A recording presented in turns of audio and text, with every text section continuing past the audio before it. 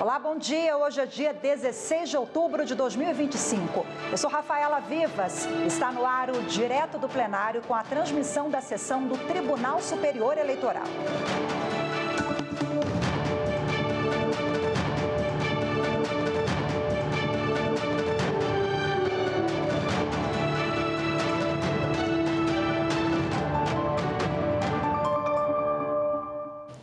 Em instantes, os ministros do TSE vão dar início à sessão plenária desta Rafaela quinta-feira. Vivas, apresentadora, está 10 processos estão na pauta de julgamento de hoje. O primeiro deles é um recurso apresentado pela coligação União para Cachoeira Avançar contra a decisão do Tribunal Regional Eleitoral do Pará. A Corte Regional aceitou o registro de candidatura de Jaime da Silva Barbosa, eleito prefeito de Cachoeira do Arari em 2024. O processo teve início com a negativa do registro de candidatura pelo juiz eleitoral de primeira instância, por rejeição de contas de gestão por irregularidades insanáveis. A relatora do caso é a ministra Isabel Galotti. Bom, e sobre esse caso concreto, a irregularidade insanável, conforme alegou o juiz de primeira instância, é configurada quando o gestor público comete um desvio de finalidade sem o interesse público. Por exemplo, quando uma determinada verba destinada no orçamento para a educação é usada para a realização de festas ou eventos, ou quando o gestor ou o prefeito faz compras para o município sem receber as notas fiscais para comprovar o gasto. E a irregularidade, ela é insanável, porque ela é tão grave, depois o gestor não consegue reparar o dano. Bom, e outro item da pauta de julgamentos do TSE nesta quinta é um recurso especial eleitoral proposto pela coligação A União Cresce com o Povo contra a decisão do Tribunal Regional Eleitoral do Ceará. A Corte Regional aceitou o registro de candidatura de Elíria Maria Freitas de Queiroz, eleita prefeita de Ibaretama no ano passado. A coligação sustenta que a candidata é inelegível por ter duas contas rejeitadas pelo Tribunal de Contas da União. O relator é o ministro Antônio Carlos Ferreira. E outros 8 itens da pauta serão julgados em lista. Esse sistema de julgamento é usado no Tribunal Superior Eleitoral desde 2014 e tem o objetivo de agilizar a tramitação das ações. Um processo incluído para julgamento em lista tem questões jurídicas mais simples, sobre as quais existe consenso ou tem jurisprudência já firmada. E tem mais regras. O relator distribui os votos para os demais ministros previamente. As listas são afixadas no quadro ao lado da entrada do plenário e os processos são divulgados na internet. O Tribunal Superior Eleitoral julgou 66% dos processos referentes às eleições de 2024. O anúncio foi feito pela presidente da Corte, ministra Carmen Lúcia. Nós julgamos neste Tribunal Superior Eleitoral, relativas às eleições de 2024, recebemos 7.764 processos originários e recursos ligados às eleições de 2024. Destes, nós julgamos e baixamos 5.121, ou seja, nós já julgamos 66% de tudo que chegou aqui neste período de um ano das eleições de 2024. Ainda estão pendentes 2.643, 34%, que estão tramitando, sendo que destes, 385, portanto, 5% são casos originários e os outros são de natureza recursal. Nós julgamos, portanto, quase 70% dos casos que entraram neste tribunal relativos às eleições de 2024. E agora vamos falar sobre transparência e democratização do acesso a informações públicas. O portal de dados abertos do Tribunal Superior Eleitoral é uma plataforma excelente para pesquisas acadêmicas e trabalhos jornalísticos sobre eleições. A ferramenta permite acesso a informações detalhadas, como totalização de votos, prestações de contas eleitorais e partidárias, entre outras. O portal de dados abertos traz a ferramenta de busca para a pesquisa de informações. O conteúdo também pode ser acessado no lado direito da tela. Há 3 diferentes menus: conjuntos de dados, organizações e grupos. Na seção Conjuntos de dados, é possível ter acesso a diferentes resultados de eleições, como detalhes da apuração de votos e boca de urna. Em organizações, há a possibilidade de acesso ao conjunto de dados de diferentes assessorias e secretarias do TSE. No ícone Grupos, o usuário consegue catalogar conjuntos de dados de um projeto ou tema particular. E tem mais: as informações podem ser extraídas do portal de dados abertos por meio de softwares estatísticos e editores de planilhas que possibilitam comparações entre anos e outras análises. O download dos arquivos acompanha documento com a descrição das variáveis. Ótima dica, vale a pena acessar. É só clicar dadosabertos.tse.jus.br. E o Tribunal Superior Eleitoral lançou na internet a página da acessibilidade Votar é meu direito, garantir meu acesso ao voto é dever da Justiça Eleitoral. O site, hospedado no portal da Justiça Eleitoral, traz informações para que todas as pessoas, incluindo as com deficiência e ou mobilidade reduzida, possam exercer a democracia com autonomia, segurança e dignidade. Dessa forma, nas eleições de 2026, a Justiça Eleitoral poderá direcionar os eleitores para locais de votação mais acessíveis e adequados às necessidades deles. E vamos ver agora o vídeo da campanha de acessibilidade produzido pelo TSE. Como cidadãos, a gente tem deveres e direitos, como ir e vir, por exemplo. Na época das eleições, é nosso direito ter acessibilidade no local de votação. E é dever da Justiça Eleitoral assegurar esse acesso. Atualize seu cadastro e informe sua condição. Vamos exercer a nossa cidadania. Justiça Eleitoral, a justiça da democracia. Enquanto a gente aguarda o início da sessão, vamos ver as últimas decisões do plenário do TSE. Os ministros decidiram manter o registro de candidatura da prefeita reeleita de Ubatuba, no litoral de São Paulo, Flávia Pascoal. A maioria entendeu que a prefeita tinha condições de concorrer, já que a cassação dela estava suspensa na Justiça. Os detalhes na reportagem de Carolina Chaves. Flávia Pascoal foi reeleita à Prefeitura de Ubatuba, em São Paulo, nas eleições de 2024. O julgamento, que havia sido suspenso em fevereiro no TSE, foi retomado com o voto vista do ministro Nunes Marques. Ele abriu divergência do relator e votou a favor do registro de candidatura da prefeita. A maioria dos ministros do TSE seguiu o voto divergente por entender que, na data do pleito do ano passado, Flávia tinha condições de disputar a reeleição. Em 2023, Flávia Pascoal teve um mandato cassado pela Câmara Municipal por supostas irregularidades na compra de pães para a merenda escolar. Mas a cassação foi suspensa por uma decisão da Justiça Estadual de São Paulo e ela foi reconduzida ao cargo até decisão definitiva da Justiça. O caso chegou no TSE após o MDB municipal recorrer da decisão do TRE paulista, que havia deferido o registro. Ao decidir em favor da prefeita, o ministro Nunes Marques defendeu a segurança jurídica e o princípio da proteção da confiança, argumentando que a candidata participou da eleição confiante de que sua candidatura era válida devido à sentença judicial. O Ministério Público Eleitoral, em todas as suas instâncias, manifestou-se no sentido da suspensão integral do decreto legislativo. Quer dizer, a hora agravada participou do pleito confiante de que sua candidatura estava segura, em razão da sentença proferida, não havendo a necessidade de buscar um novo pronunciamento judicial que suspendesse o já ineficaz decreto legislativo. Em outras palavras, pronunciamento contrário desta Corte poderia, em tese, violar o princípio da proteção da confiança.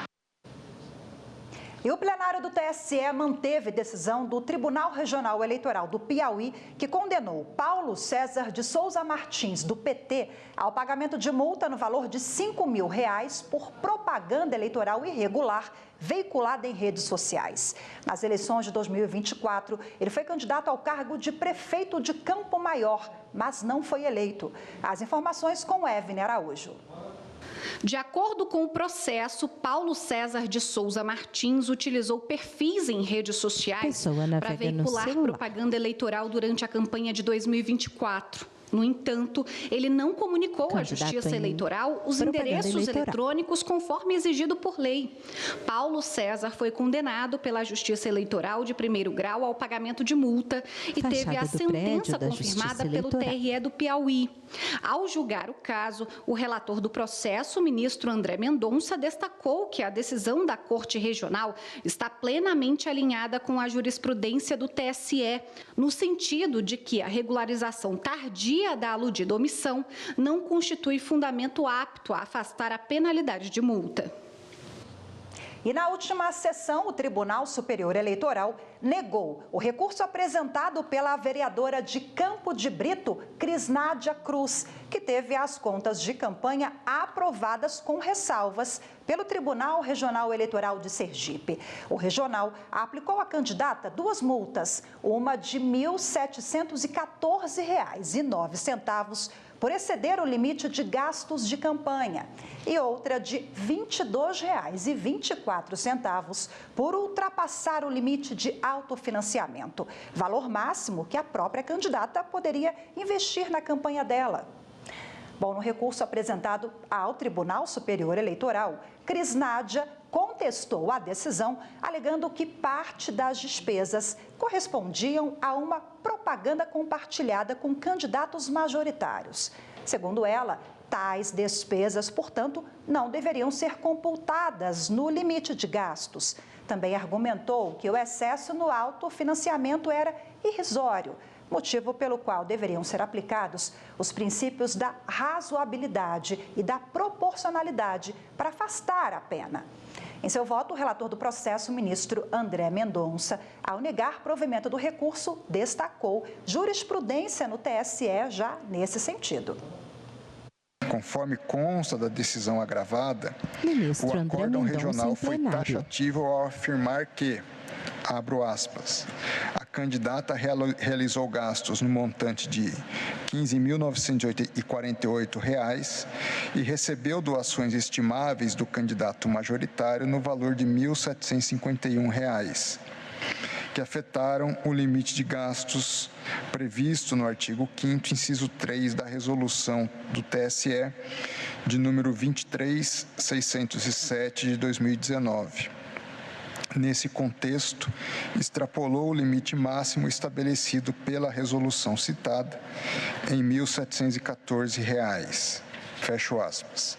Estabelecido esse quadro fático, que é insuscetível de revisão na via do recurso especial eleitoral, a teor da súmula 24, tem-se que a conclusão regional está alinhada à jurisprudência desta Corte Superior, no sentido de que a extrapolação do limite de gastos constituiu, sim, irregularidade, que não permite a utilização dos princípios da razoabilidade e da proporcionalidade. E o Tribunal Superior Eleitoral manteve a validade da candidatura da vice-prefeita de Marituba, no Pará, Bárbara Marques. Ela estava sendo acusada de ter fraudado o processo de desincompatibilização que antecede o período eleitoral. Os detalhes com a repórter Evne Araújo. O julgamento foi retomado com o voto do ministro Nunes Marques, que havia pedido mais tempo para analisar o processo. O vice-presidente do TSE acompanhou a divergência aberta pela ministra Isabel Galotti de que não há evidências suficientes para provar falhas no processo de desincompatibilização da candidata. Os elementos de convicção trazidos pela moldura do acordo não são suficientes para revelar burla ao prazo de desincompatibilização, porque, efetivamente, não dão conta da realização de atividades inerentes ao antigo cargo. A presença em eventos oficiais e até prestígio de que possa gozar junto à administração local não são bastantes para configurar, objetivamente, inobservância do prazo fixado em lei para o desligamento do cargo de maior nível. Segundo o processo, Bárbara Marques continuou a desempenhar funções como secretária de governo, mesmo quando a lei eleitoral exigiu o afastamento do cargo.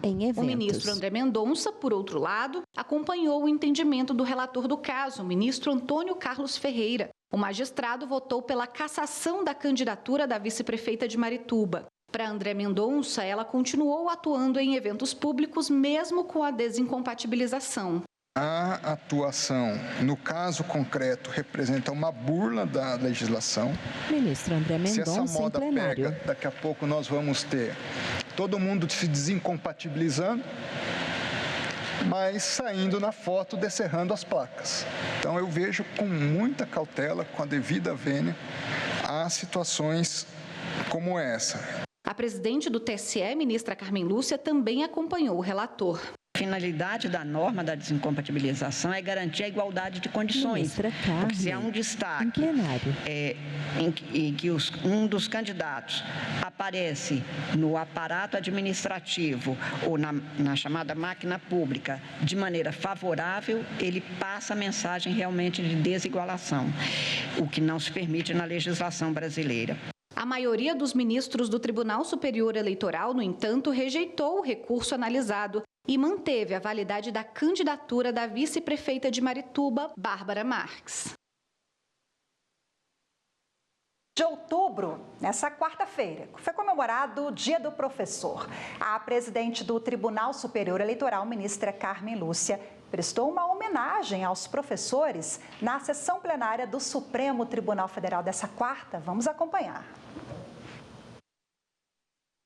Profissionais nas respectivas carreiras Ministra Carmen Lúcia, também as advogadas e os advogados. Nós temos hoje estudantes aqui e neste Dia do Professor eu queria deixar registrado ainda uma vez que cada vez mais o mundo precisa de professores e de professores que representam aqueles que primeiro nos ensinam valores éticos, valores de justiça, do bom, do belo, aquilo que eu sempre digo que é um pouco como uma doença que a gente tem na infância e leva a marca dela para o resto da vida, mas para nos fazer melhor e vacinado contra as maldades do mundo e contra as maldades que às vezes nos incutem a que nós também pratiquemos.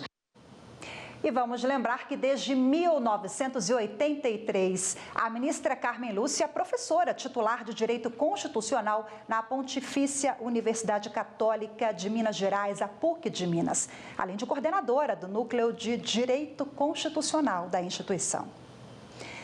E os estudantes do Paranoá, cidade que fica a cerca de 20 quilômetros de Brasília, conheceram a história do voto no Brasil e tiveram a experiência de usar a urna eletrônica pela primeira vez em visita ao Tribunal Superior Eleitoral. Vamos ver.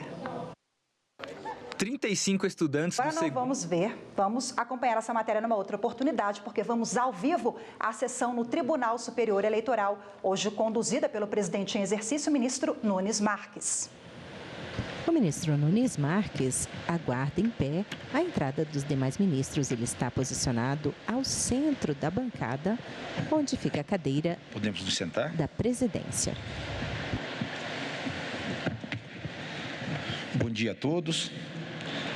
Declaro aberta a sessão desta quinta-feira, 16 de outubro de 2025, do Tribunal Superior Eleitoral. Cumprimento os integrantes deste tribunal. Vice-presidente em exercício, ministro André Mendonça. Vice-presidente do TSE. Cumprimento afetuoso ao ministro Gilmar Mendes, castanhos, que hoje colabora com a nossa e um pouco sessão.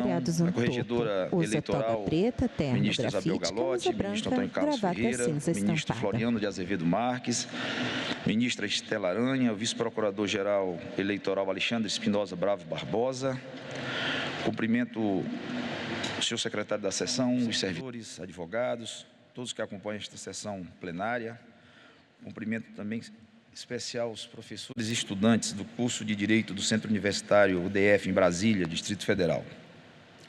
Os estudantes ocupam algumas das poltronas vermelhas na plateia. Início à sessão jurisdicional. Cumprimentando o senhor secretário da sessão, doutor João Paulo Oliveira. Sessão ordinária jurisdicional número 58. Da ata da sessão anterior.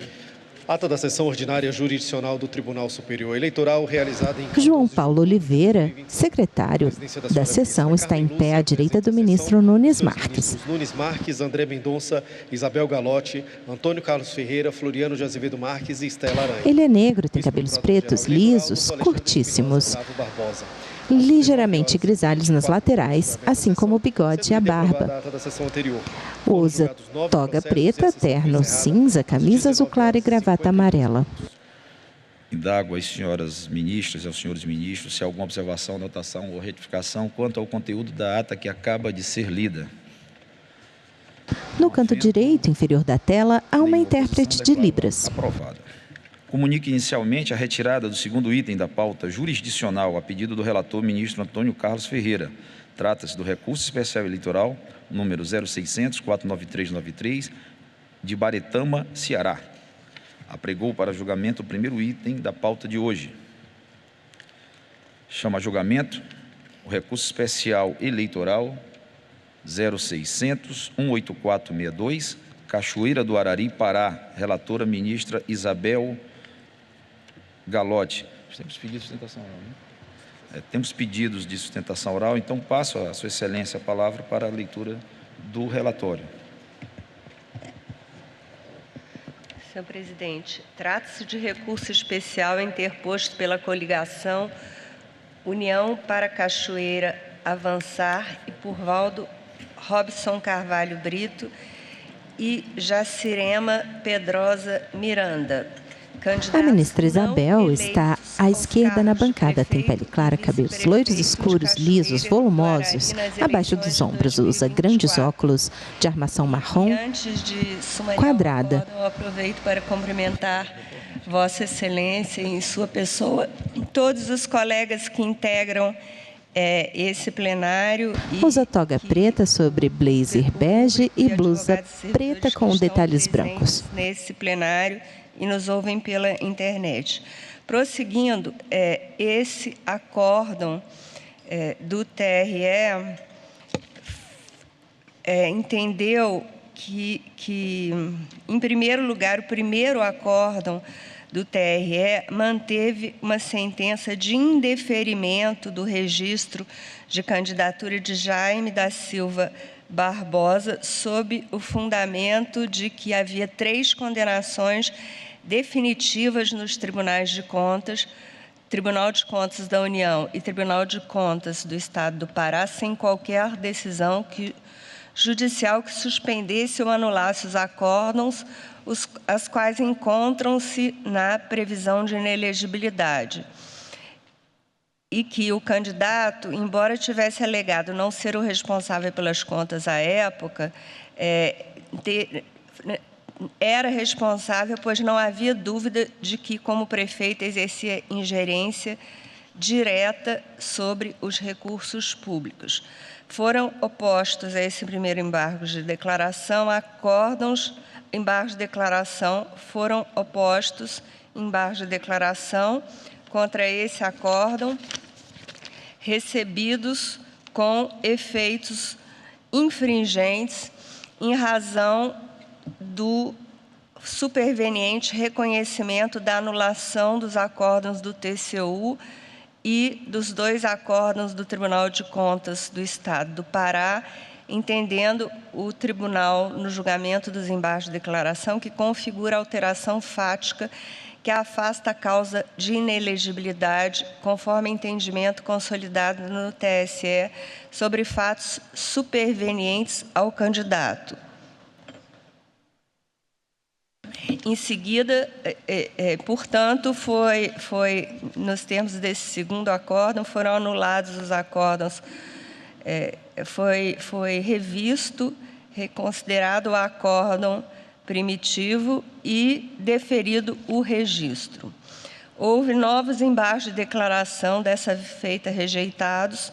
Os recorrentes impugnaram o pedido de registro da candidatura de Jaime Barbosa eleito para as eleições de 2024, com base na inelegibilidade da linha G do inciso 1º do artigo 1º da Lei 64 de 1990, aduziram que o requerido estaria inelegível, pois teve as contas rejeitadas pelo Tribunal de Contas da União e pelo Tribunal de Contas do Estado do Pará.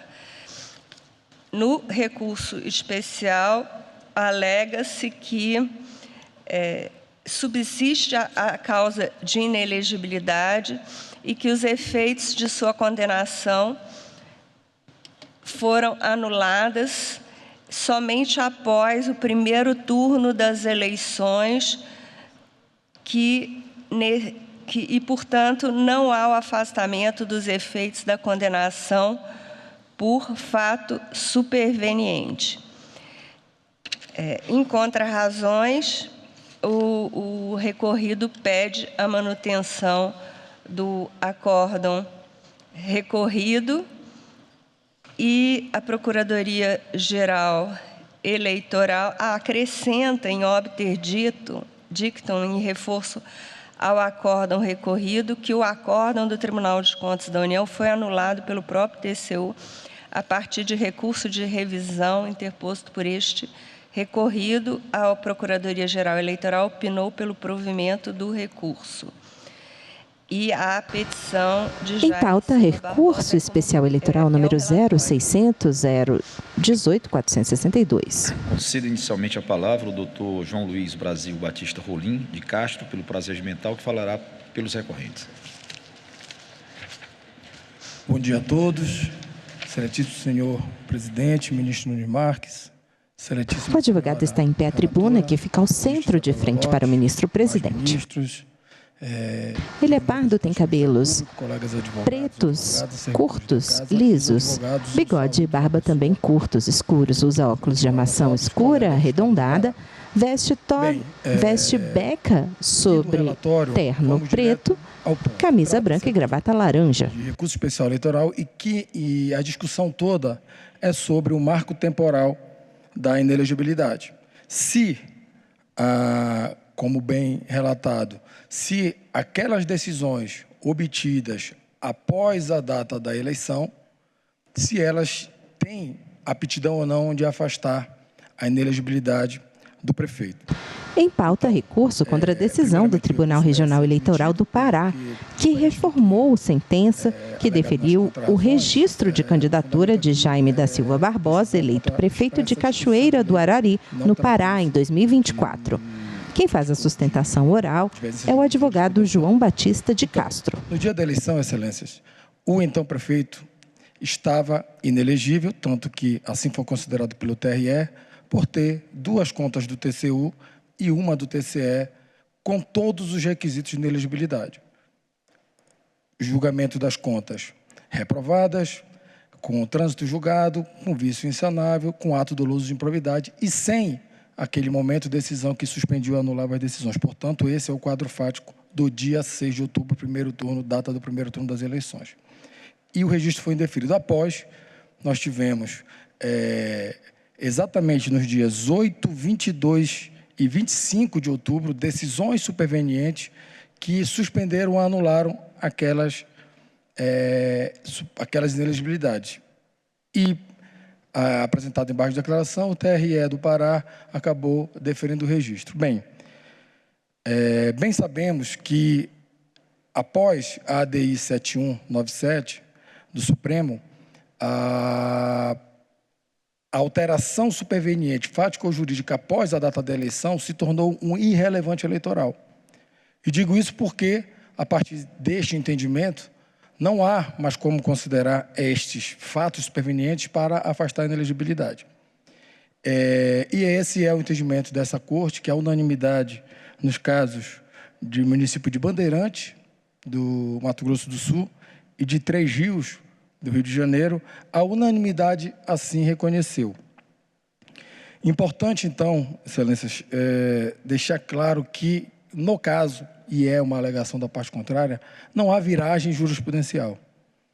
O que nós temos aqui, nós sabemos que as decisões do TSE caminhavam em outro sentido, por lealdade e boa-fé processual, é preciso que se diga isso, porém, nós não temos aqui a aplicação, a aderência ao caso para a aplicação do tema 564 do Supremo. Por quê? Porque a decisão que modificou o entendimento é uma decisão do Supremo Tribunal Federal e que vincula todos os órgãos do Judiciário, portanto, na DI 7197, que foi julgado improcedente, se estabeleceu claramente que só seriam consideradas aqueles fatos supervenientes que ocorressem até a data da eleição, que não foi o caso. E, além disso, digo que o tema 564 não é aplicado porque, permita-me ler, o tema, na parte que interessa, diz o seguinte: as decisões do TSE que no curso do pleito eleitoral ou logo após o encerramento implicarem mudança da jurisprudência não têm aplicabilidade imediata. Ocorre que a decisão não foi do TSE, então o tema não se aplica, foi do Supremo, e o TSE está vinculado àquele entendimento, como foi nos casos de precedente, e tampouco foi no curso do processo eleitoral. Foi antes. Na verdade, a decisão da ADI fez com que o TSE, quando da edição das resoluções para as eleições de 24, fizesse a modificação do artigo 52, portanto, não há surpresas.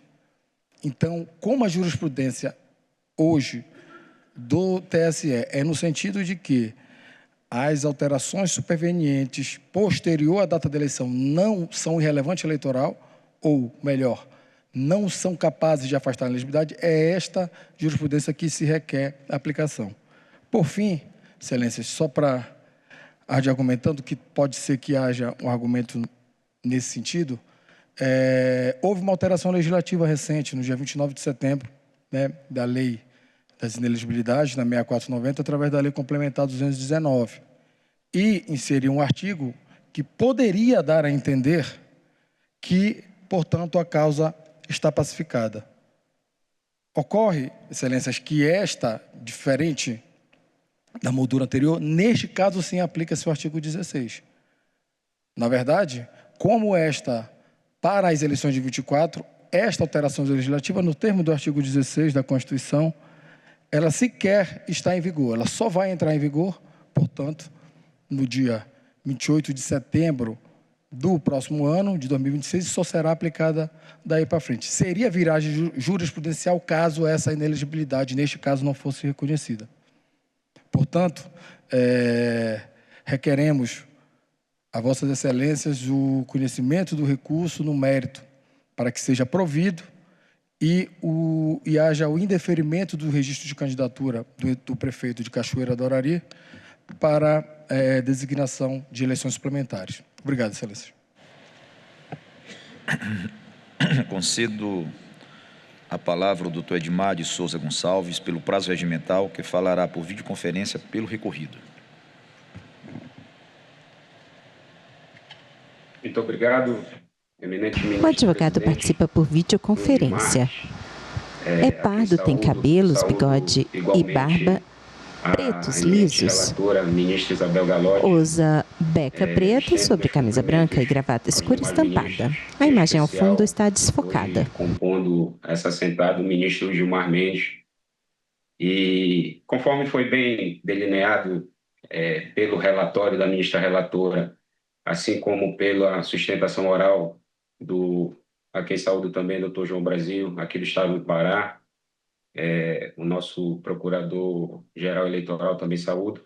Mas, como bem delineados os fatos, aqui trata-se o ponto que deve ser discutido e apreciado por esse tribunal, excelências, é a questão da alteração de entendimento desta corte, ocorrida no caso já referido de Bandeirantes, que foi julgado por este colendo tribunal em junho de 2025, no qual restou assentado que os fatos supervenientes que ocorrerem após a data da eleição, após o primeiro turno da eleição, não seriam mais considerados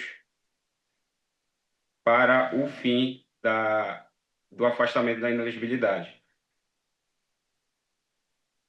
Me ouvem? Perfeitamente. desculpa, excelência, não seriam mais considerados para o fim de afastamento da inelegibilidade. Tal decisão, eminentes ministros, ela traz uma viragem jurisprudencial, conforme foi, inclusive, reconhecido no acórdão lá do caso do município de Bandeirantes.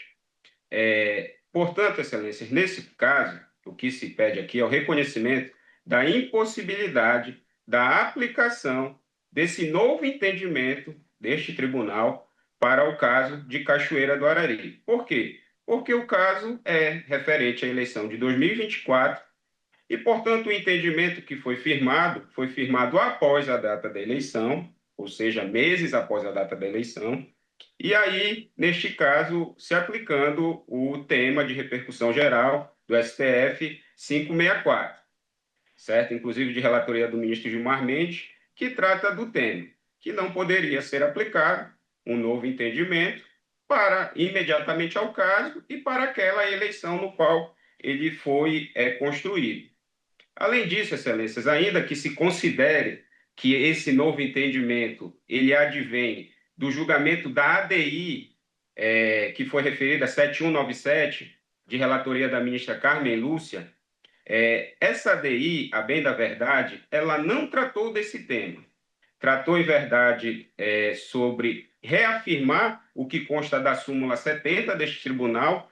Contudo, naquele caso de Bandeirantes, o ministro André Mendonça aplicou essa ADI aos casos de fatos supervenientes que tratam de decisões judiciais ou decisões administrativas que afastam o caso de inelegibilidade, foi seguido pelos demais ministros.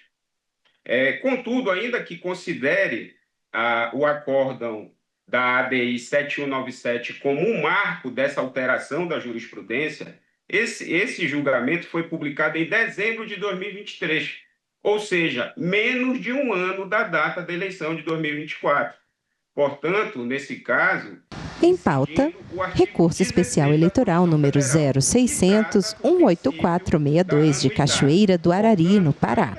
Recurso contra a decisão do Tribunal Regional Eleitoral do Pará, que reformou sentença e deferiu o registro de candidatura de Jaime da Silva Barbosa, eleito prefeito de Cachoeira do Arari, no Pará, em 2024.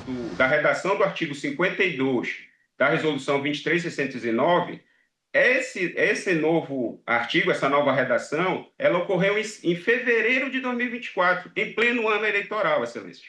Portanto, o entendimento aqui não se está discutindo o mérito quanto ao termo final fixado por este tribunal. Contudo, o que se discute é necessário, data máxima vênia, que este tribunal revisite esse ponto sobre a aplicação deste novo entendimento nas eleições de 2024.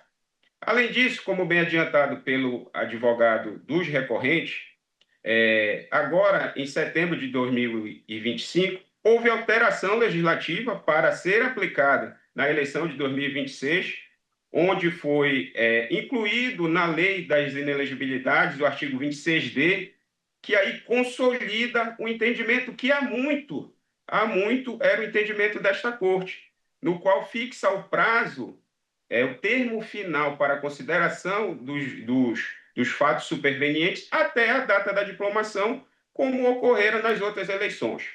Portanto, eminente ministro, a manutenção do deferimento do registro do prefeito eleito de Cachoeira do Arari se faz necessária, uma vez que, em 2024, quando essas decisões vieram ao mundo jurídico, o entendimento que estava fixado por esse tribunal era um entendimento de que as alterações fáticas e jurídicas ocorridas até a data da diplomação afastariam a causa de inelegibilidade. Tanto é assim que o TRE do Pará, apreciando os embargos de declaração, os considerou a unanimidade, não sendo, portanto, excelências, aplicado ao caso, sob pena de violação ao artigo 16 da Constituição Federal, inobservância do tema 564 do STF, o entendimento que foi fixado por este colégio do TSE no caso do município de Bandeirantes. Por fim, ainda que Vossas Excelências mantenham a aplicação deste novo entendimento para o presente caso concreto, melhor sorte não terá o recurso especial. Digo isso porque, excelências, o recurso especial ele é delimitado a uma única causa de inelegibilidade. E, não obstante, num primeiro momento o TRE tenha reconhecido 3 causas de inelegibilidade, o recurso especial ele se limita a uma causa de inelegibilidade, que é o Acórdão 1196 de 2019 do TCU. E por que os recorrentes delimitaram a essa causa? Porque, neste caso, o fato superveniente que o TRE do Pará considerou foi um julgamento de uma apelação em ação de improbidade administrativa, cuja os fatos, a moldura fática era a mesma que abordada pelo TCU, no qual foi reconhecido a inexistência de ato de improbidade administrativa. E esse apontamento da ausência de ato de improbidade administrativa consta, eminente ministro, do próprio voto do relator originário no TRE do Pará. Lá, excelências, ainda que num primeiro momento tenha sido indeferido o registro de candidatura do prefeito eleito, o apontamento da existência do ato de improbidade ele foi realizado de forma genérica, sem qualquer apontamento quanto ao dolo específico que é necessário para que se configure a inelegibilidade inserida na linha G. Portanto, excelências, aqui já me encaminhando para o final, se afastado o apontamento quanto à possibilidade de consideração dos fatos supervenientes para afastar a causa de inelegibilidades ocorrido após a data da eleição, se afastar desse ponto, e tendo o TSE avançado ao mérito do recurso especial, o que se requer aqui, excelências, que seja determinado o retorno dos autos ao TRE do Pará, uma vez que, quando o julgamento dos embargos de declaração, primeiros embargos de declaração, o TRE do Pará tão somente anotou o deferimento do registro em razão dos fatos supervenientes, sem adentrar, sem analisar as omissões, contradições e obscuridades que foram apontadas naquele embargo de declaração. E, assim, no caso de Vossas Excelências encaminharem nesse sentido, pede-se que retorne os autos para o TRE do Pará para que ele analise se houve esses apontamentos a serem sanados, Excelências. Agradeço a atenção, são os termos. Devolvo a palavra, eminente relatora, ministra Isabel Galotti. Senhor presidente, eu cumprimento os doutores advogados pelas combativas sustentações orais e observo que,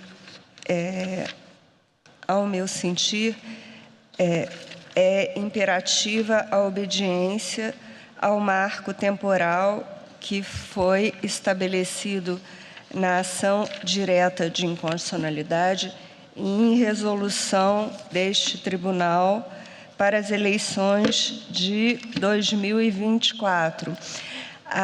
Com efeito, na ação direta de inconstitucionalidade 7.197 da relatoria da ministra Carmen Lúcia, acórdão publicado no Diário de Justiça Eletrônico de 7 de dezembro de 2023, ficou decidido em caráter vinculante que as alterações fáticas ou jurídicas supervenientes ao registro da candidatura somente podem ser consideradas para afastar a inelegibilidade se tiverem ocorrido até a data do primeiro turno da eleição.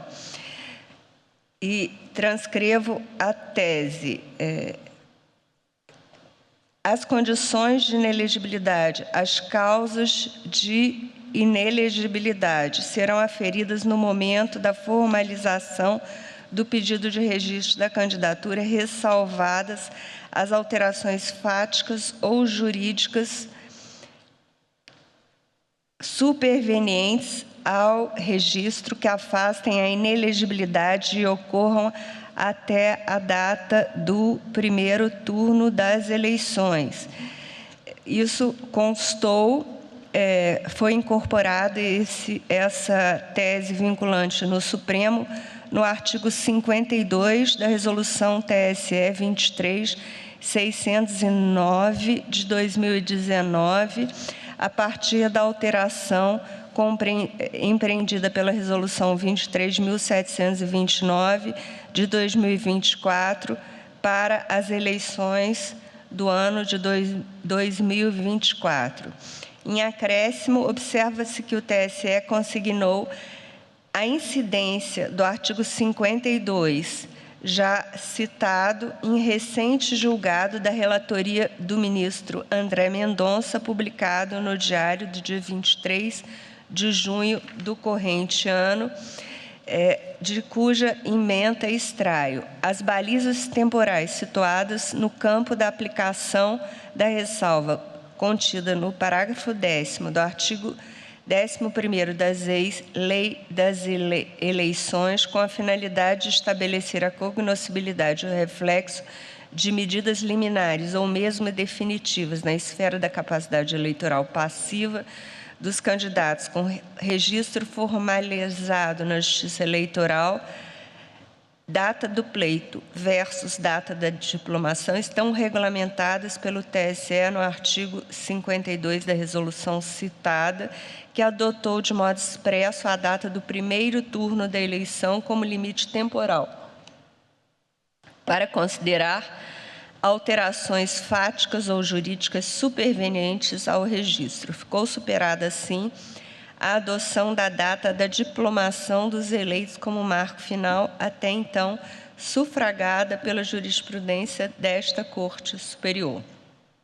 Consta ainda da ementa a decisão proferida pelo plenário da Corte Suprema na referida ação direta de inconstitucionalidade, a par de reafirmar a jurisprudência desta Corte Superior Eleitoral quanto à data que deve ser considerada para verificação do exaurimento ou não do período de inelegibilidade, fixou a data das eleições também como marco temporal limite para eventuais alterações fáticas ou jurídicas decorrentes de decisões judiciais ou administrativas superveniente ao registro. No caso dos autos, como visto, as 3 decisões apontadas como fatos supervenientes são posteriores ao primeiro turno das eleições de 24, razão pela qual não se revelam aptas para suspender os efeitos da decisão de rejeição de contas para fim de afastar a inelegibilidade. Diante dessas considerações, considerando que no primeiro acórdão do Tribunal Regional Eleitoral do Pará foram analisados todos os requisitos da inelegibilidade pelos julgadores que participaram do julgamento dos embargos de declaração acolhidos com efeitos modificativos, passa ao exame do tema de fundo, que é o exame dos requisitos da inelegibilidade do artigo 1º, inciso 1º-G, da Lei de Inelegibilidade. O referido artigo dispõe, como sabido, que são inelegíveis para quaisquer cargos os que tiverem suas contas relativas ao exercício de cargos ou funções públicas rejeitadas por irregularidade insanável que configure ato doloso de improbidade administrativa e por decisão irrecorrível do órgão competente, salvo se esta houver sido suspensa ou anulada pelo Poder Judiciário para eleições que se realizem nos 8 anos seguintes, contados da data da decisão.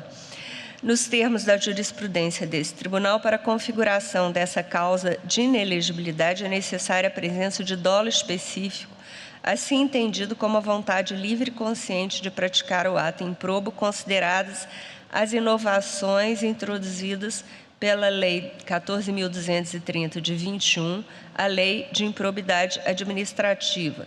Também se requer que a natureza improba e insanável do ato seja demonstrada a partir de elementos como a malversação de recursos públicos, a má-fé ou a ilegalidade qualificada quanto ao não atendimento das normas de gestão. Cito o precedente do ministro Edson Fachin, na verdade, relator para o acórdão ficou o ministro Tarcísio Vieira de Carvalho Neto, no DJ de 19 de março de 21. Em acréscimo, ressalto, conforme outro precedente deste tribunal, que compete à Justiça Eleitoral, no âmbito do processo de registro de candidatura, analisar a decisão do órgão competente para o julgamento das contas com a finalidade de proceder ao enquadramento jurídico dos fatos aos requisitos legais contidos na linha G.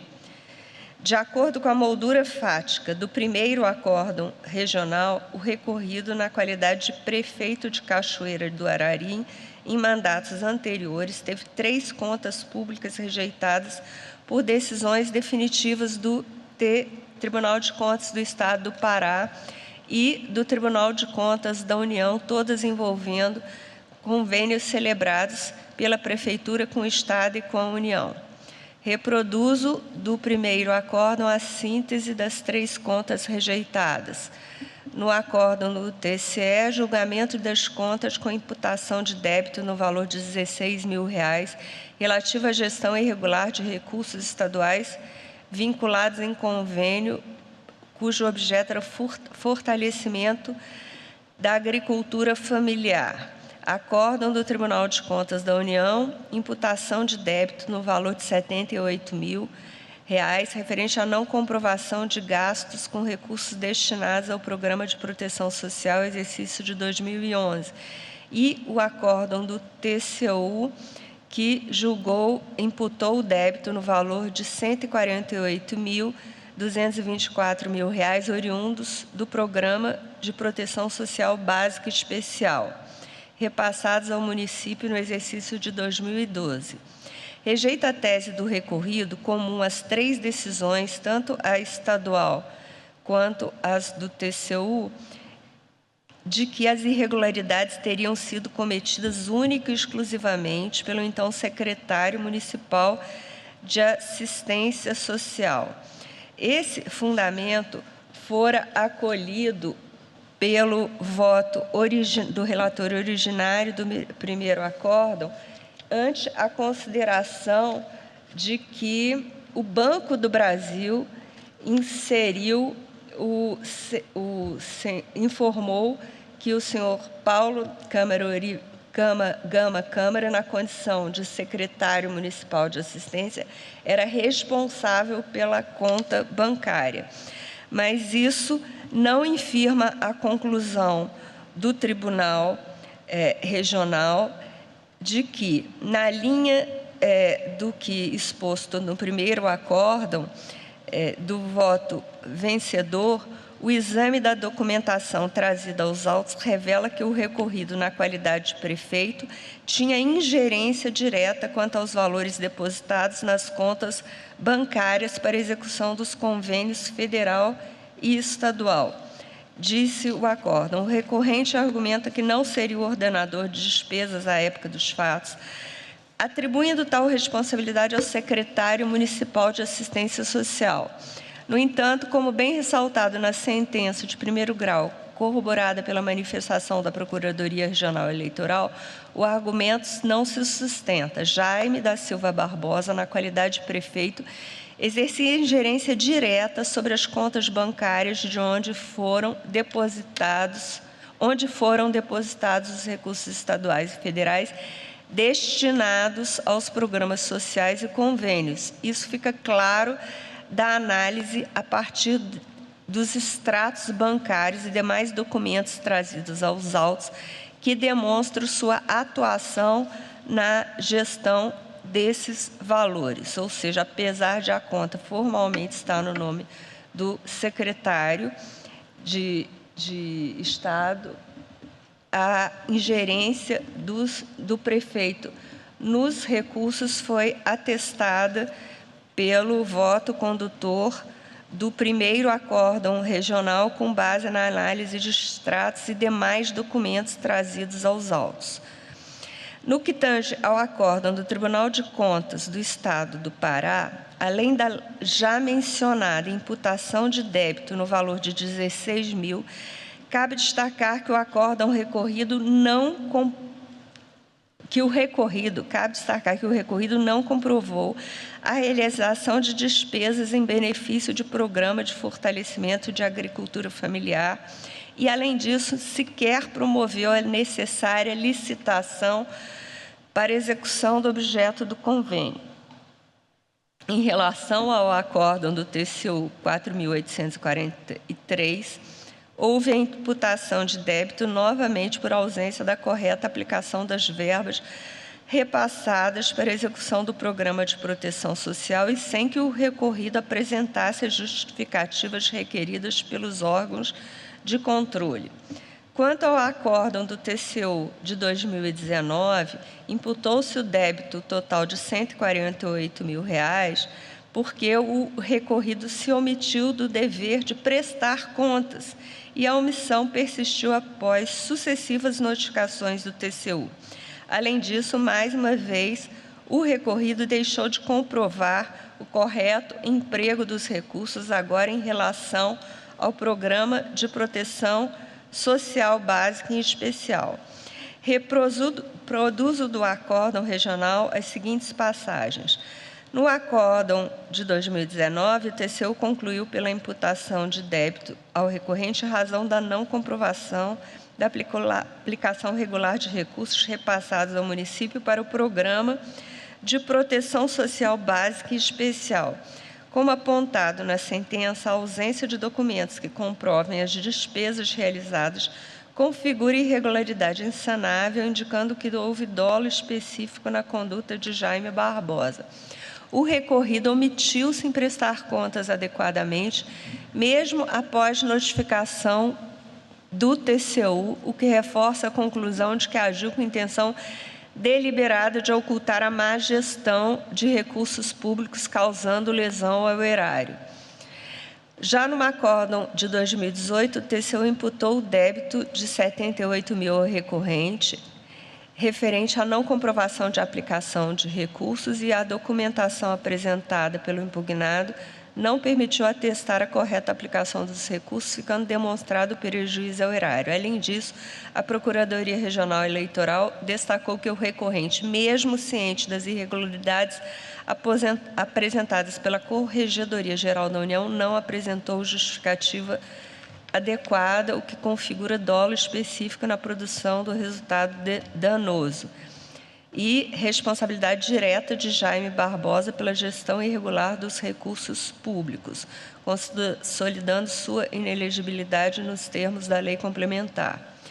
No acórdão do TCE, foram julgadas irregulares contas com imputação de débito em decorrência da não comprovação das despesas relativas ao convênio que visava o fortalecimento da agricultura familiar. E, além disso, não houve licitação para execução do objeto do convênio, foram detectadas diversas irregularidades, justificando a movimentação dos recursos em duas contas bancárias sem justificativa plausível.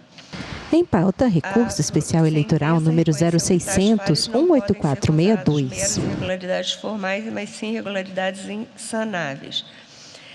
As referidas irregularidades, além de graves, são insanáveis e não se recurso contra a decisão do Tribunal Regional Eleitoral do Pará, que reformou sentença e deferiu o registro de candidatura de Jaime da Silva Barbosa, eleito prefeito de Cachoeira do Arari, no Pará, em 2024. Quem vota é a ministra Isabel Galotti. Reconsideração teve como único fundamento o fato de que o recorrente, na condição de prefeito sucessor, teria tomado as providências no sentido de resguardar o erário ao ajuizar uma ação de improbidade administrativa em face do secretário municipal de assistência à saúde, o que faz notar que não foi afirmado pelo TCU que fosse incorreta a imputação de débito, mas apenas para reconhecer que o prefeito sucessor ajuizou uma ação de improbidade em face do ex-gestor dos recursos objeto de apreciação das contas. O dolo específico evidencia-se pela reiterada falta de aplicação regular de recursos financeiros oriundos de convênios estaduais e federais, o que ocorreu em 3 exercícios distintos, 2008, 2011 e 2012. Também há dolo específico quanto à omissão do dever de prestar contas, haja vista a inércia do recorrido a despeito de sucessivas notificações do TCU. Há diversos precedentes desse tribunal acerca da caracterização de inelegibilidade da linha G, quando configuradas as hipóteses tratadas no caso dos autos, ou seja, a não aplicação regular de recursos públicos, dispensa indevida de licitação e omissão do dever de prestar contas. Por fim, esse acórdão mencionado nas contrarrazões, essa alegação de que ele foi anulado pelo TCU a partir do recurso de revisão não consta do acórdão regional, motivo pelo qual não deve ser considerada sem reexame de fatos e provas, providência vedada pela súmula 24. Face do exposto, dou provimento ao especial para indeferir o pedido de registro de candidatura de Jaime Silva Barbosa ao cargo de prefeito de Cachoeira nas eleições de 24, com base na inelegibilidade da linha G, e ainda afastar a multa imposta aos recorrentes no julgamento dos embargos de declaração por ele opostos. Determina ainda o imediato afastamento do cargo e a realização de novas eleições nos termos do artigo 224, parágrafo 3º do Código Eleitoral, comunicando-se de pronto ao TRE, independentemente da publicação do acórdão. É como voto. Passo a colheita dos votos dos demais ministros. Como voto o ministro Antônio Carlos Ferreira. Senhor presidente, cumprimento Vossa Excelência. Peço licença para subscrever os cumprimentos feitos por Vossa Excelência na abertura dos trabalhos. Uma saudação especial ao ministro Gilmar Mendes. Cumprimento também aos professores e estudantes que nos visitam. Sejam muito bem-vindos. Desejo a todos um excelente dia. Quanto ao processo em julgamento, cumprimento os advogados e subscrevo o voto da relatora. O ministro Floriano de Azevedo Marques. Excelentíssimo senhor ministro presidente. O ministro Floriano está à ponta da bancada à esquerda. Em especial por nos honrar. Ele tem pele morena, clara, cabelos castanhos, lisos, rareados no topo da cabeça, usa óculos de armação escura, retangular. O cavanhaque também é curto e castanho, usa toga preta, camisa branca, gravata clara. O DF de Brasília, e também uma saudação aqui aos advogados que honraram a tribuna, doutor José Luiz Rolim de Castro e doutor Edmar de Souza Gonçalves. Eu peço vênia para divergir da ilustre relatora, da excelentíssima relatora, e vou tentar fazer de forma sucinta, mas mantendo a convicção que já tenho externado aqui a respeito da exigência do dolo específico. De pronto, eu concordo e adiro às razões da relatora quanto a afastar a incidência dos 3 julgados que foram posteriores à diplomação. Eu entendo que essa matéria é uma matéria assentada aqui na nossa jurisprudência e, portanto, a superveniência dessas decisões após recurso contra a decisão do Tribunal Regional Eleitoral do Pará, que reformou sentença e deferiu o registro da candidatura de Jaime da Silva Barbosa, eleito prefeito de Cachoeira do Arari, no Pará, em 2024. Elas não têm a capacidade de impedir a incidência, em tese, da inelegibilidade, mas elas não são irrelevantes. E eu começo por dizer, e firmar o meu entendimento, já antes manifestado, que falhas graves, insanáveis, a omissão em prestação de contas, o eventual dano de um gasto mal feito ao erário, não são, per si, demonstradores do dolo específico. É óbvio que o gestor que comete estas falhas não é digno de encômios, é um gestor que merece censura. Mas temos que reconhecer que a exigência posta pela legislação é a exigência do dolo específico. E aí eu vou passar brevemente para expor o meu entendimento sobre os fatos que levaram às decisões que, por sua vez, trariam a discussão acerca da inelegibilidade. Apenas lembrando aos senhores ministros o que sabemos, que aqui é um caso bastante especial em que há um julgado do tribunal que considerava o candidato inelegível e foi reformado em sede de embargos. Então, a ministra Isabel, com muita razão, fez menção ao voto condutor do acórdão originário, mas o acórdão originário foi reformado depois e os votos divergentes também são levados em conta. Então, primeiro, no que diz ao acórdão do TCU 11.096, oriundo de recurso, que tratou da aplicação de recursos do Programa de Proteção Social Básica e Especial, repassados ao município em 2012, o voto condutor do regional, para reconhecer a inelegibilidade, aquele voto original depois reformado, apenas aduziu de forma lacônica que se extraía a ausência de documentos que comprovassem as despesas realizadas, indicando, no entender do voto condutor, o dolo específico na conduta de Jaime Barbosa, porque este se omitira em prestar contas adequadamente, mesmo após notificação do TCU, o que reforça a conclusão de que agiu com a intenção deliberada de ocultar a má gestão dos recursos públicos, causando lesão ao erário. Aqui há 2 pontos que me parecem chamar a atenção. O primeiro, que a omissão deliberada seria caracterizadora do dolo específico se demonstrado que ela se voltava a demonstrar a prática, ou a obnubilar, obscurecer a prática de uma intenção delitiva não resolvida em si na omissão, mas em um objetivo, um desiderato ilícito. De outro turno, não há relação causal direta entre a omissão de prestar contas e o dano ao erário. Eu posso prestar contas de algo que deu dano ao erário. E posso negligenciar o meu dever de prestar contas de algo que não causa dano ao erário, por falha, por negligência, por omissão, por desorganização. Pois bem, o relator originário vencido já assinalava que o candidato recorrente demonstrara a inexistência de prova cabal que comprovasse o dolo, uma vez que não figurava como ordenador de despesas dos programas cujas contas foram reprovadas pelo egrégio Tribunal de Contas da União, razão pela qual não poderia ser imputada a ele a responsabilidade por eventual omissão dolosa deste dever. Acrescentou ainda aquele voto que, em face do acórdão do TCU, no âmbito daquela Corte de Contas, houve interposição de recurso de reconsideração pelo senhor Benedito Vasconcelos, cujo único fundamento foi o de que o recorrente, na condição de prefeito sucessor, teria tomado as providências no sentido de resguardar o erário e ajuizar a ação de improbidade, como já referido aqui pela excelentíssima ministra relatora.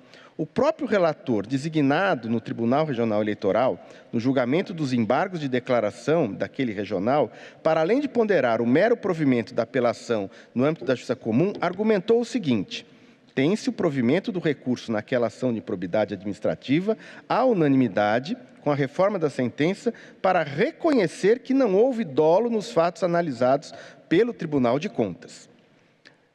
Aqui, num escrutínio da Justiça Comum, que obviamente foi mais detido que aquele que nós fazemos na Justiça Eleitoral. E no ponto, a decisão do TRF1, na Ação Civil Pública 3291, ainda que não possa ser considerada como modificação superveniente a afastar a inelegibilidade, traz as considerações do sentido de que, examinando os documentos anexados nos autos, não há prova efetiva de perda patrimonial, desvio, apropriação, malbaratamento ou dilapidação dos bens ou haveres públicos. E ainda, não há evidências que os requeridos agiram com dolo específico ou má-fé, que existira a vontade livre e consciente de alcançar resultado ilícito, tipificado nos artigos 10, incisos tais, e 11, incisos tais da Lei de Improbidade Administrativa. Ou, diz ainda o acórdão do TRF, que a conduta praticada com o fim de obter proveito ou benefício indevido para si ou para terceiro, não bastando a voluntariedade do agente para a configuração do ato ímprobo. Fecha aspas. Em face deste cenário, entendo ser natural o alinhamento do pronunciamento da Justiça Eleitoral, mesmo no âmbito de embargos, com o ulterior entendimento da Justiça Comum, visto que o processo de registro da candidatura tem fase probatória extremamente restrita e concentrada, em razão das peculiaridades do processo eleitoral, distintamente do que ocorre no âmbito da Justiça Comum, que, no exame dos mesmos fatos, profere decisão após ampla atividade probatória e trata do tema de difícil aquilatação, tal qual é o dolo específico, que, no caso em exame, insisto, foi afastado, o que se alinhou, afinal, com a própria compreensão contida no voto do relator originário vencido no primeiro julgamento. Quanto ao acórdão TCU 4843, esse diz respeito ao julgamento de contas com a imputação de débito no valor de R$ 78.000, agora referente ao Programa de Proteção Social do exercício de 2011. O relator no TRE Pará entendeu que, ainda no julgamento do recurso contra a sentença, e para manter naquela ocasião o indeferimento da candidatura, aspas, a documentação apresentada pelo impugnado não permitia atestar a correta aplicação dos recursos, ficando demonstrado aqui o prejuízo ao erário. Além disso, a Procuradoria-Geral Eleitoral destacou que o recorrente, ciente das irregularidades, não apresentou justificativas adequadas, o que configuraria, no entender daquele voto, o dolo específico com produção de resultado danoso. Todavia, o voto vencido já externara ser evidente a ausência de responsabilidade do recorrente em relação às contas rejeitadas pelo TCU, razão pela qual inviável imputar ao senhor Jaime Barbosa qualquer prática dolosa de improbidade administrativa, especialmente na modalidade do dolo específico ou, no caso, quando muito, seria passível do reconhecimento de culpa in eligendo, imputação esta que não tem o condão de atrair a incidência da causa de ineligibilidade fixada na linha G. Portanto, em linha com o voto vencido, culpa in eligendo e culpa in vigilando, que poder-se-ia cogitar aqui, não são, insisto, predicadoras de dolo específico que é exigido para a incidência da inelegibilidade em espécie. Essa compreensão do voto vencido no TRE foi a mesma externada na sentença proferida pela 7ª Vara de Execução Fiscal da Seção Judiciária do Pará, e considerada em sede dos embargos e, como disse, afastando aqui a superveniência. Esta sentença, que não é um irrelevante jurídico, consignou: a ação é procedente, pois a prática de irregularidade na gestão dos recursos públicos de que resultou o acórdão executado não é atribuível ao autor, sendo ele parte manifestamente ilegítima. Anoto que nem sequer se pode sustentar uma tese de omissão de prestar contas, aspas, adequadamente, até porque, afinal, a gestão dos recursos públicos não era imputável diretamente ao candidato ora impugnado, na linha do que concluiu o voto vencido no Tribunal ACO. Não estou a dizer que o chefe do Executivo não tem deveres com relação à adequada prestação de contas. Porém, a falta da prestação de contas, sem maiores elementos probatórios a ligar à conduta do agente, não é suficiente para imputar ao chefe do Executivo o dolo específico. Por fim, pedindo perdão por tomar o tempo aqui do julgamento, quanto ao acórdão TCE Pará 58014, referente ao julgamento das contas com imputação de débito de R$16 mil, relativo à gestão irregular dos recursos estaduais vinculados ao convênio SAGRE 076, cujo objeto era o fortalecimento da agricultura familiar, o voto condutor no julgamento do recurso eleitoral reconheceu a causa de inelegibilidade, refutando o argumento de que o recorrente argumenta que não seria ordenador de despesas à época dos fatos.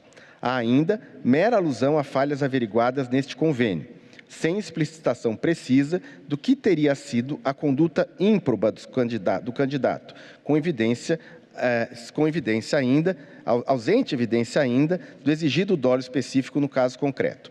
A esse respeito, anoto que o voto vencido do relator originário se contrapõe à caracterização do próprio ato de improbidade nos seguintes termos. Dessa forma, o objeto conveniado foi executado integralmente.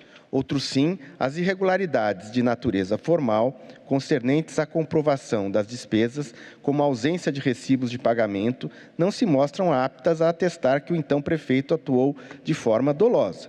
Deste modo, a análise revelou o regular cumprimento do objeto pactuado, com a efetiva entrega do equipamento ao qual se destinava o convênio. Diante disso, não há fundamento para se cogitar o ato doloso de improbidade administrativa. Fecha aspas.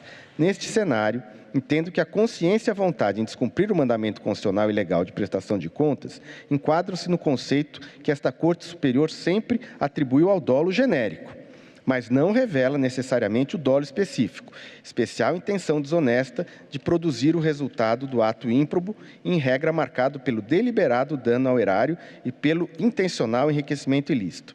Afinal, como se sabe, concordemos ou não, a partir do advento da Lei 14.230 de 21, que alterou a Lei de Improbidade Administrativa de 92, a configuração do ato de improbidade administrativa demanda a comprovação de dolo específico nos termos do parágrafo 1º, do artigo 1º, parágrafo 2º e 3º daquela lei.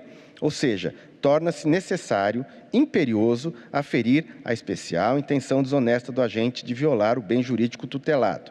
E aqui trago o tema repetitivo 108, o acordo da relatoria do ministro Gurgel de Faria, e trago aqui citação doutrinária. Como tenho defendido neste tribunal, no exame do presente tema, a demonstração do dolo específico não se faz com a simples violação do comando normativo, demandando, sim, a identificação no conjunto probatório de provas que identifiquem a especial intenção do agente em praticar o ato ímprobo, em regra marcado pelo deliberado dano ao erário e pelo intencional enriquecimento ilícito, que não se ficou comprovado em face dos acórdãos nem do TCU, nem do TCE Pará. Creio que o tema mereça uma reflexão detida, para que não estejamos, a partir de construções jurisprudenciais, e no caso, ainda mais grave, porque acarretam a inelegibilidade de agentes políticos, recriando a interpretação de imputar por ímprobo o gestor negligente, imperito, ineficiente ou incapaz. O mau gestor, repito, merece censura e reprovação, mas não é, per se, ímprobo. Falhar na prestação de contas não é merecedor de encômios, mas é diferente de omitir deliberadamente as contas, obstar conscientemente a fiscalização para esconder outros ilícitos. Do contrário, estar-se-ia negando vigência às alterações trazidas pela Lei 14.230. Trago aqui como exemplo o voto condutor na decisão originária, que diz que omissão de prestar contas gera dano ao erário.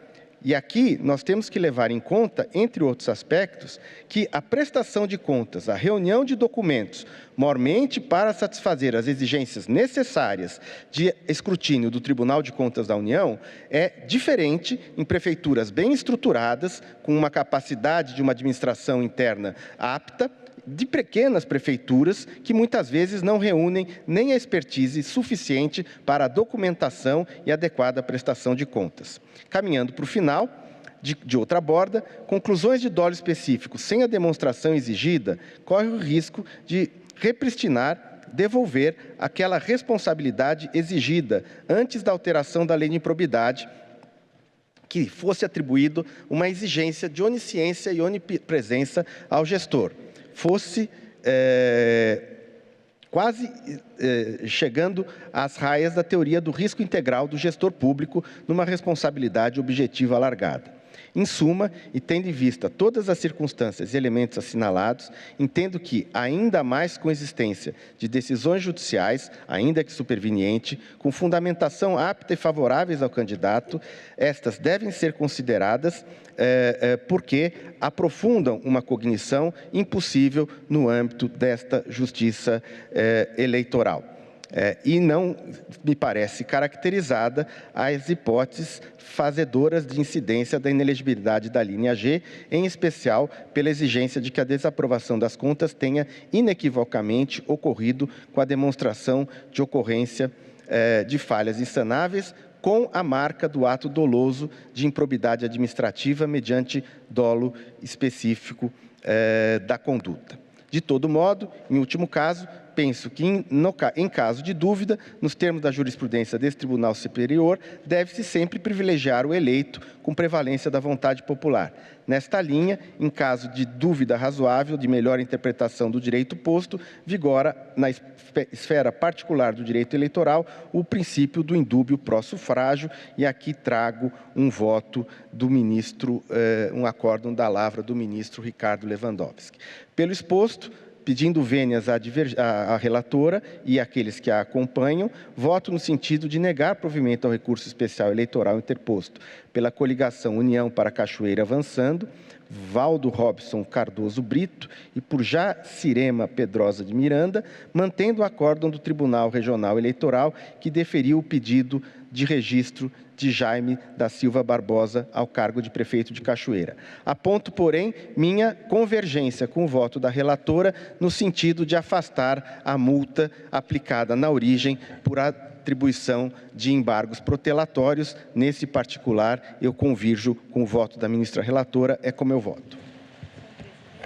Pois não, ministra Galotti. Gostaria de louvar o minucioso voto divergente do ministro Floriano, que contribui para uma decisão mais madura desse colegiado. E manifesto aqui que a minha convicção de que muito ainda haverá de se discutir sobre o que seja dolo específico em cada caso concreto para efeito de inelegibilidade na Justiça Eleitoral.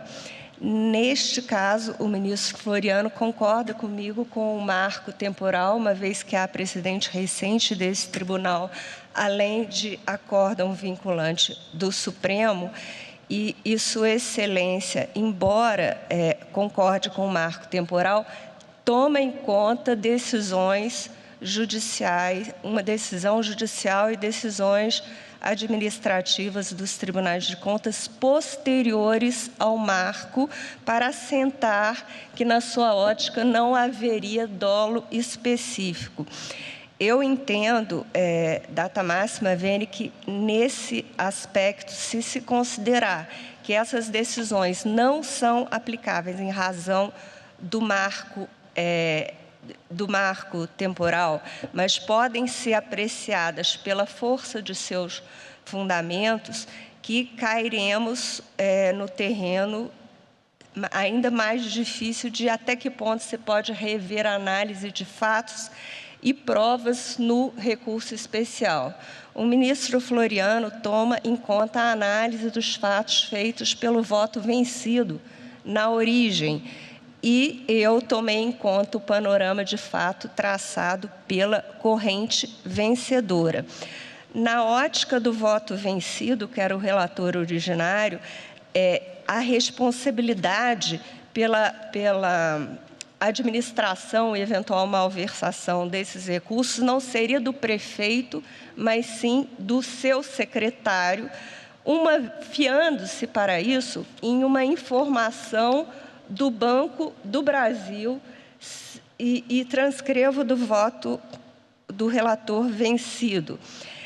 Ao se verificar o entendimento brilhado pela sentença de que ele tinha ingerência nas contas municipais, ele, o prefeito, não merece prosperar, pois, aspas, ao se verificar a informação prestada pelo Banco do Brasil, insere o senhor Paulo Câmara na condição de secretário do Municipal de Assistência Social como responsável pela conta bancária, além da senhora Socorro de Fátima Atá, Raimundo Tavares Nicásio Filho, e o próprio senhor Jaime Barbosa na condição de prefeito. Então, eu penso que a circunstância de haver formalmente como responsável pela conta, além do prefeito, outros servidores, notadamente o secretário de administração, desse fato não se pode extrair conclusão contrária a que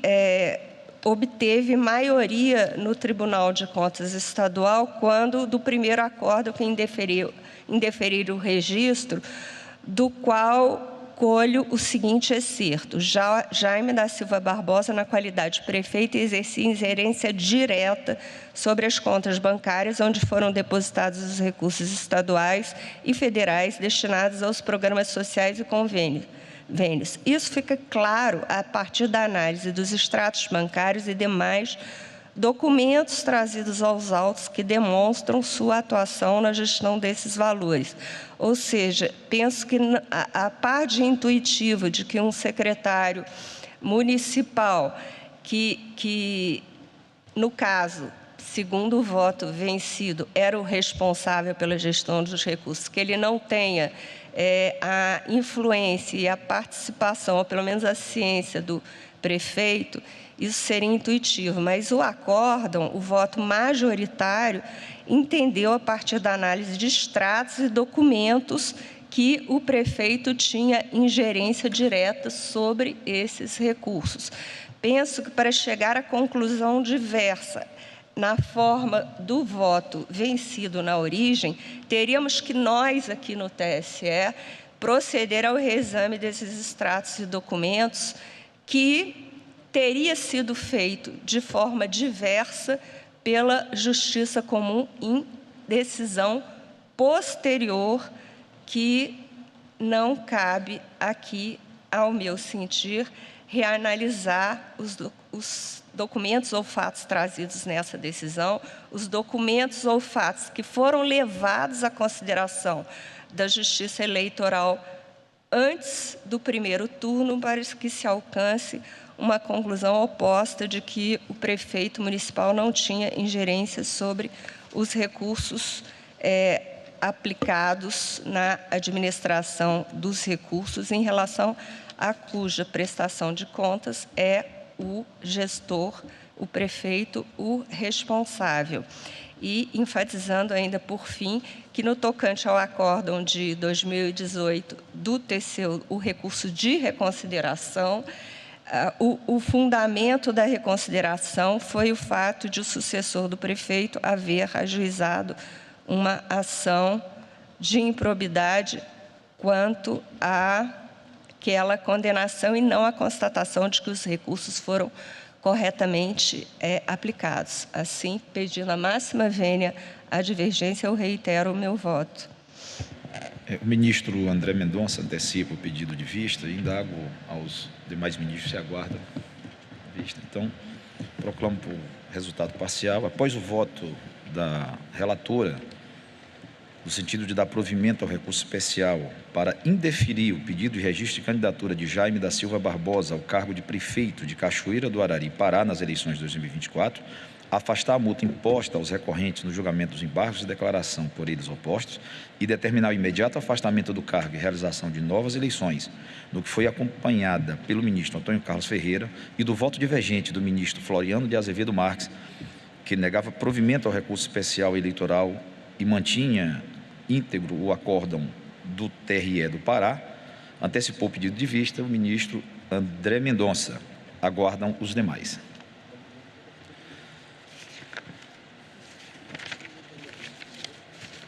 Chamo para julgamento as 3 listas desta pauta que foram afixadas no quadro ao lado da entrada do plenário, cujos processos foram previamente divulgados na internet. Lista número 1, de relatoria do ministro André Mendonça, com 4 processos, nos quais Sua Excelência rejeita os embargos de declaração. Consulto os eminentes ministros se há alguma divergência.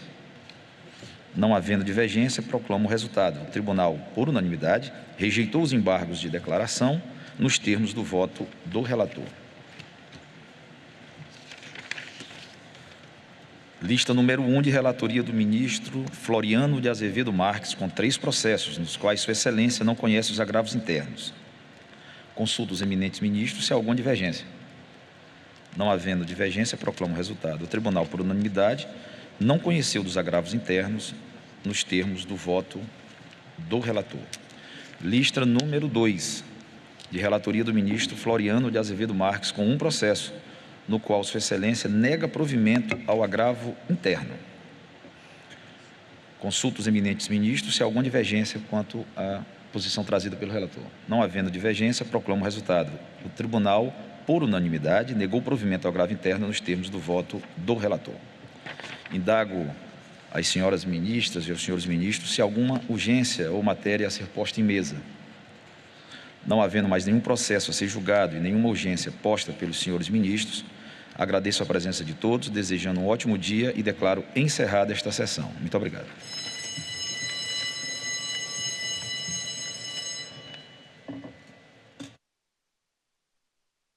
E o Direto do Plenário fica por aqui. Obrigada pela sua companhia. Tchau.